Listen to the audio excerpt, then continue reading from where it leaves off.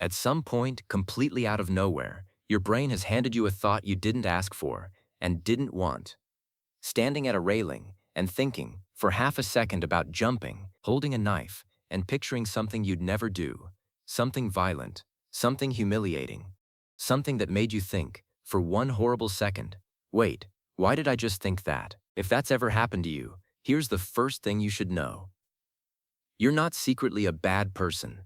You're not losing control. That thought is one of the most common experiences a human brain produces, and almost everyone has one, at some point, and never tells a single soul. For most people, it passes in a second and is forgotten. For a small number of people, that exact same thought doesn't pass. It loops. And what happens next has almost nothing to do with the popular image of obsessive-compulsive disorder. Have you ever pictured what OCD actually looks like? Be honest. Most people picture hand washing, a perfectly straight desk, someone who likes things just right. That's real, but it's also the most visible, most stereotyped slice of something far stranger. And by the end of this video, you're going to see OCD in forms almost nobody associates with it at all, including the version that looks like nothing on the outside whatsoever. Let's start with what's actually consistent across every version. An obsession, in the clinical sense, isn't just a strong interest. It's an intrusive, unwanted thought, image, or urge that shows up uninvited and refuses to leave. Here's the detail almost every popular description leaves out. These thoughts are what psychologists call ego-dystonic. That means they horrify the person having them. They are the opposite of what that person wants, or believes, or would ever act on. The distress isn't a side effect of OCD. The distress is the disorder recognizing exactly how unwanted the thought is, and still refusing to let go. A compulsion is whatever the brain builds to try to make that thought stop. Washing, checking, counting, and this is where the popular image starts to fall apart, because compulsions don't have to be visible at all. Contamination OCD is the one most people picture first, not always about visible dirt, often about a feeling of contamination, a sense that something has been made wrong, that no amount of washing quite resolves. Checking OCD circles back, again and again, to the stove, the lock, the memory of whether you hit something on the drive home. Not because the person is careless, but because the doubt itself refuses to feel resolved.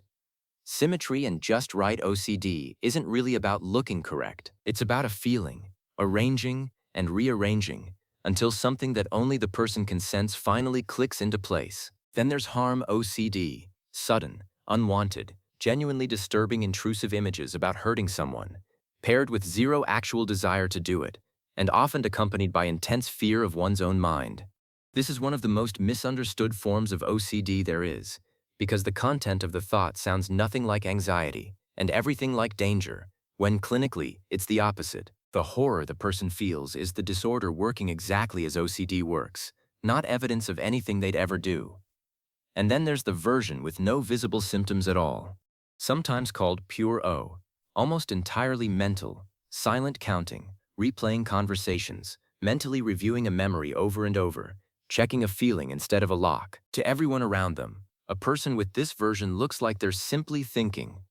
Nothing to see, nothing to notice, which is exactly why it goes undiagnosed longer than almost any other form.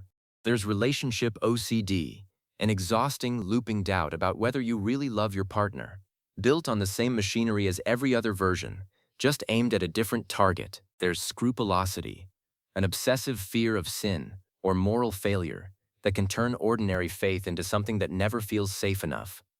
Here's something worth pausing on.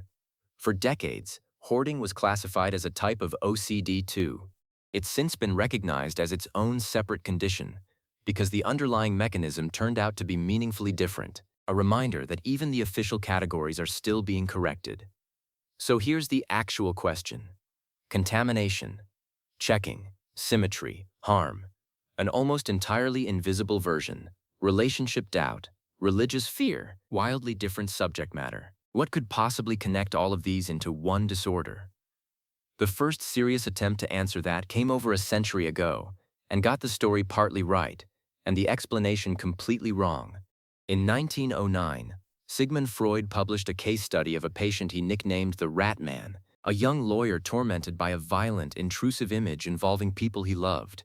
Triggered, of all things, by a military officer casually describing a gruesome punishment involving rats. The image lodged itself in the young man's mind and would not leave, resurfacing constantly, unwanted, for months. Freud called the condition obsessional neurosis and correctly identified that the man's horror was genuine and that the thoughts were unwanted. But Freud's explanation was that these thoughts were disguised, symbolic expressions of repressed, unconscious desires, that somewhere, underneath the horror, part of the patient secretly wanted this. For a person already terrified of their own mind, that theory wasn't just wrong. It was the cruelest possible thing to tell them. It took most of a century for the explanation to catch up with what Freud had actually observed correctly: genuine, unwanted, ego-dystonic horror, with no hidden wish behind it at all. So if it isn't a repressed desire, what is it? Modern neuroscience points to a specific physical circuit in the brain, and once you see it, every version we've covered starts to make sense as the same underlying malfunction. It's called the corticostriatothalamocortical loop, or the CSTC loop for short.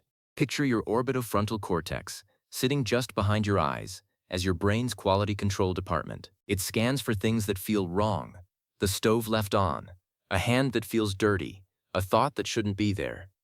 When it flags something, it sends that signal to a structure called the caudate nucleus, part of the basal ganglia, which acts as a gatekeeper. Its job is to decide, is this worth acting on, or should it be filtered out? In a typical brain, most of these signals get filtered, resolved, and dropped. You touch a door handle, your orbitofrontal cortex files a small, routine flag. The caudate nucleus glances at it, decides it's nothing, and closes the gate.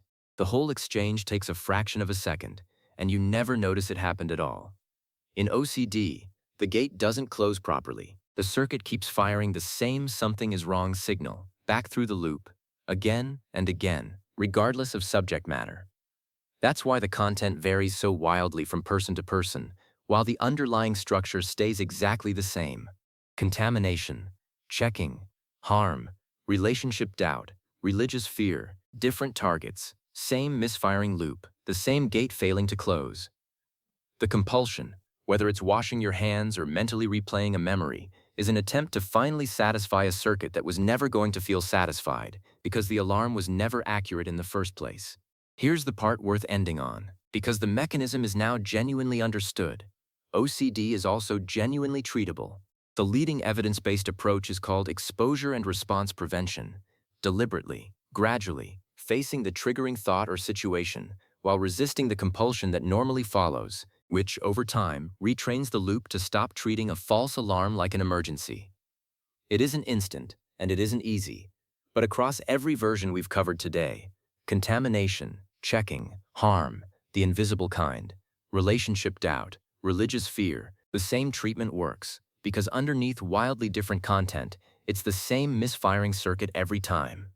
So the next time an unwanted thought crosses your mind, and it will, because it crosses everyone's, remember what it actually is. Not a confession, not a secret truth about you. Just a signal, misfiring. The exact same way it's been misfiring in human brains since long before anyone had a name for it, or a treatment that actually worked.